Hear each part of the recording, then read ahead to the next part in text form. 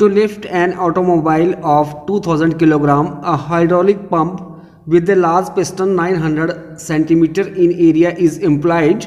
Calculate the force that must be applied to pump a small piston of area 10 cm square to accomplish this. एक automobile है जिसका wait 2000 kilogram है, उसको lift करने के लिए एक हाइड्रोलिक पंप का यूज़ किया जाता है। एरिया है लार्ज पिस्टन का, वो 900 सेंटीमीटर स्क्वायर है। और इन दिस क्वेश्चन हमने कैलकुलेट करना है the force that must be applied, कि हम जो स्मॉल पिस्टन है जिसका एरिया 10 है उसके ऊपर कितनी फोर्स अप्लाई हमें करनी पड़ेगी to do this work. Solution, suppose कर लो this is a small piston और इसका जो एरिया है 10 सेंटीमीटर स्क्वायर है और ये लार्ज पिस्टन का एरिया 900 सेंटीमीटर स्क्वायर है। So we know that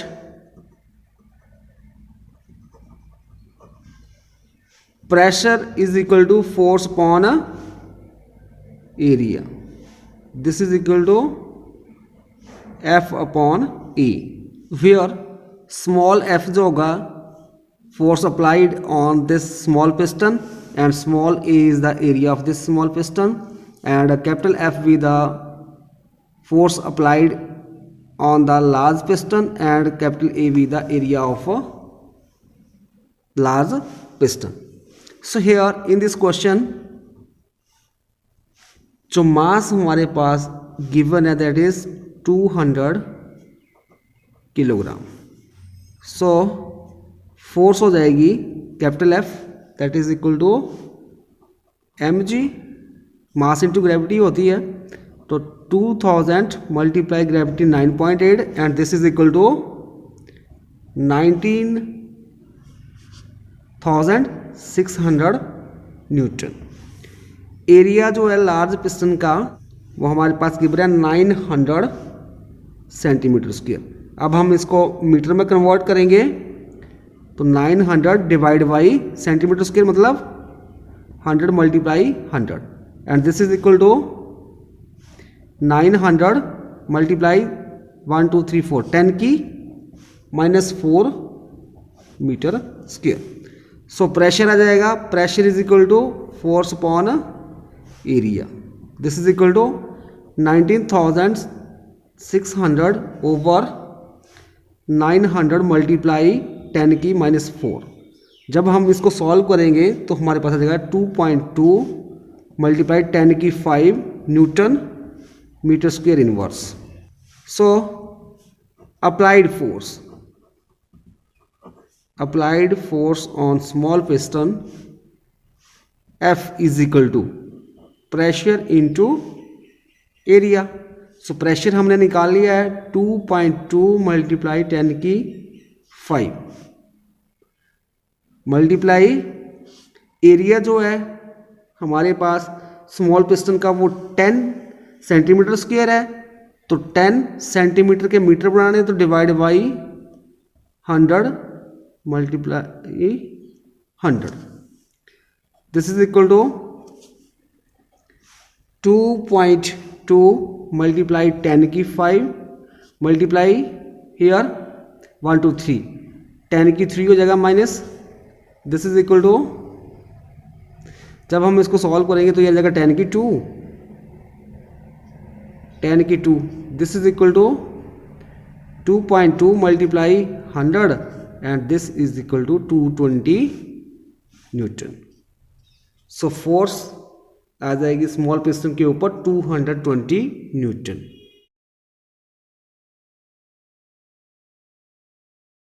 numerical second, a copper cube of mass 0.5 kilogram is weighing in water. The mass comes out to be 0.4 kg. Is the cube hollow or solid? Given density of water equal to 10 raised to power 3 kilogram meter cube inverse and density of copper is 8.96 into 10 raised to power 3 kilogram meter cube inverse.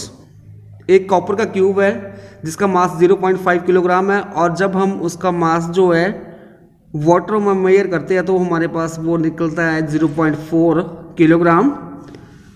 तो वो cube जो है वो hollow होगा कि solid होगा वो हमने फाइंड आउट करना है। डेंसिटी ऑफ वाटर हमारे पास 10⁻³ और कॉपर की डेंसिटी जो है 8.96 × 10⁻³ किलोग्राम पर मीटर क्यूब दी गई है।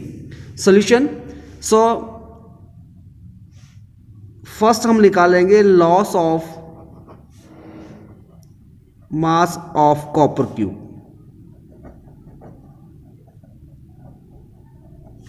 वो किसके द्वारा जाएगा? Mass of copper cube in air kilogram minus mass of cube in water that is 0.4 kilogram. This is equal to 0.1 kilogram. तो loss of mass of copper cube क्या आ गया? 0.1 किलोग्राम। जब हम क्यूब को वाटर में डालेंगे तो वो वाटर को डिस्प्लेस करेगा। So mass of water displace is equal to volume of copper cube multiplied density of water. जो वाटर डिस्प्लेस हुआ उसका मास किसके और हो जाएगा? Volume of the copper cube multiplied density of water. So volume of copper cube उसको हमने V मान लिया, और डेंसिटी जो है वाटर की दैट इज 10⁻³ किलोग्राम। इसके बाद नेक्स्ट स्टेप में हम आर्किमिडीज प्रिंसिपल लगा देंगे। According to the Archimedes principle, loss of mass किसके बराबर हो जाएगा? Is equal to mass of water displace. Mass of water displaced that is equal to loss of mass that is 0.1 equal to V multiplied 10⁻³ और V is equal to 0.1 10 की 3, इसको ऊपर ले जाएंगे माइनस हो जाएगा। This is equal to 0.1 multiplied 10 की -3 and this is equal to ये पॉइंट यहाँ पे एक और पावर बढ़ जाएगी 10⁻⁻⁴ metre cube. Density of copper cube this is equal to mass per unit volume. सो मास हमारे पास है 0.5 और वॉल्यूम है 10⁻⁻⁴। जब हम इसको सॉल्व करेंगे तो हमारे पास आ जाएगा 5 × 10⁻³ kilogram metre cube inverse. Since this value of density is less than the density of copper, hence the copper is hollow. जो ये डेंसिटी की वैल्यू आई वो लेस देन है किसके? कॉपर की डेंसिटी के।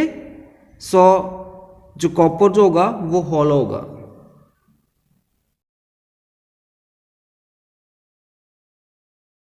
Numerical number 3, a block of wood with a density of 0.6 gram centimeter cube inverse is in the shape of a cube 10 centimeter on each edge.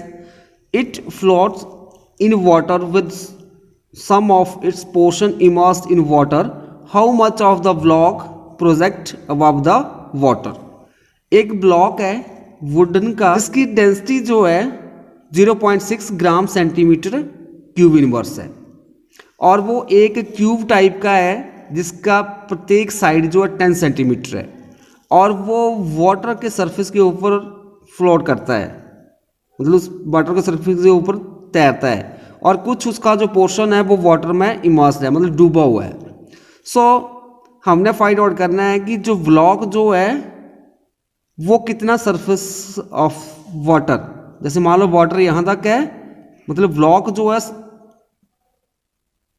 जो ये water का surface है, जैसे ये ब्लॉक आ गया वाटर के सरफेस के ऊपर, वो कितना ऊपर है वो हमने फाइंड आउट करना है। सॉल्यूशन हो जाएगा volume of cube, volume of cube निकालेंगे हम, तो volume of cube V1 equal to side 10 है तो ये बन जाएगा 10 का क्यूब, क्योंकि साइड क्यूब होता है volume, that is 1000 centimetre cube. Density of would जो हमारे पास गिवन है उसको हम ρ1 मान लेते हैं, and this is equal to 0.6 gram centimetre cube inverse. अब मान लेते हैं लेट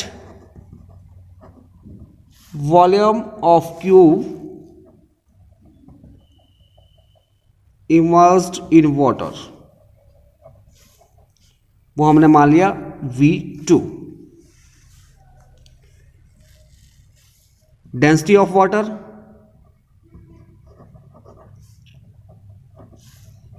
इक्वल टू, इसको हमने ρ2 मान लिया and this is equal to 1 gram centimetre cube inverse.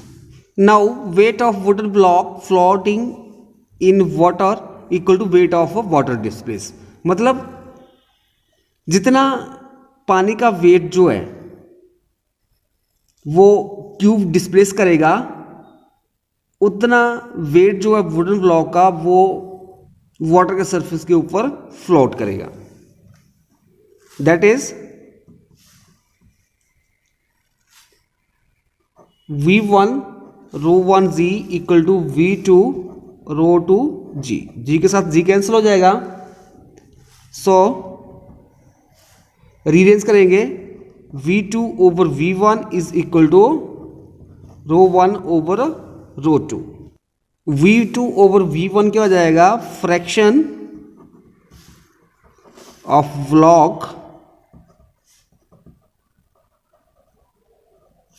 immersed in water and this is equal to ρ1 over ρ2। ρ1 कितना है 0.6 और ρ2 1 है, this is equal to 0.6। hence the portion of the block outside the water equal to 1 minus 0.6 multiply 10 centimeter, this is equal to 1 minus 0.6 that is 0.4 multiply 10, this is equal to 4 centimeter। so block जो है वो 4 centimeter projected above from the surface of water।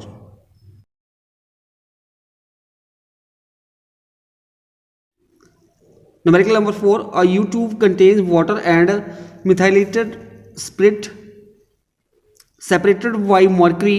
The mercury column in the two arms are in level with 10 centimeter of water in one arm and 12.5 centimeter of spirit in the other.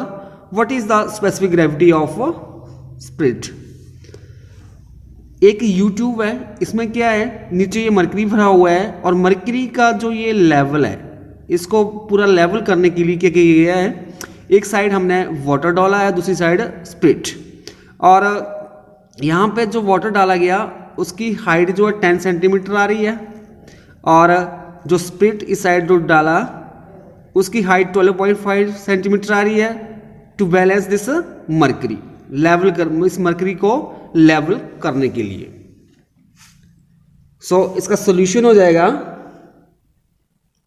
Height of water column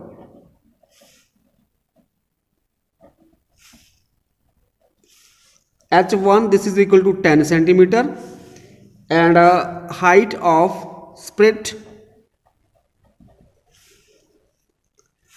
that is उसको हम मान लेते हैं H2 और वो कितनी है 12.5 centimetre मान लेते हैं। ρ1 जो डेंसिटी है किसकी है, density of this is density of water 1 gram per centimetre cube और ρ2 जो है this is density of spirit और ये हमने निकाल ली है, ठीक है। Therefore pressure at these points will be same, जो प्रेशर होगा वो सेम होगा। सो H1 ρ1 G is equal to H2 ρ2 G, G के साथ G cancel, we have left with, अभी थोड़ा इसको रीअरेंज करते हैं, हमने निकालना है ρ2 तो this is equal to H1 ρ1 over H2, वी वैल्यू भर देंगे। H1 की 10, ρ1 1 है और H2 हमारे पास है 12.5 और जब हम इसको सॉल्व करेंगे तो हमारे पास आ जाएगा 0.8 gram per CC. So specific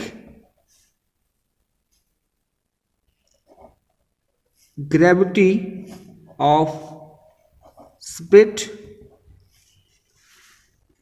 this is equal to 0.8 over 1, this is equal to 0.8 gram per CC के साथ ये कट हो जाएगा, 0.8 आंसर आ जाएगा।